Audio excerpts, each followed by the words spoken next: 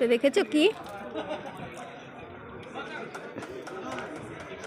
দেখো একটা ঢাকনার মতো, এর ভেতরে পোকা চলে যায়।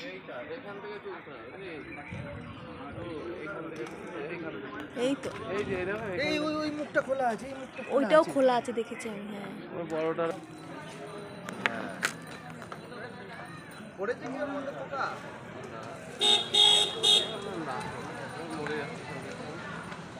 হ্যাঁ একটা আছে ছোট্ট কালো, এইটা ঢেকে গেছে, এটা ঢেকে গেছে, এই পত্রটা ঢেকে গেছে গো। না বাবা কোনো দরকার নেই আমার, আঙুল আটকে গেলে তখন কি হবে? ইয়ার কি আঙুল আটকে রাখবে, তুমি খুলতে পারবে না, গাছের এত জোর। তাহলে আঙুলটা কেটে নিল নাকি গাছ? হ্যাঁ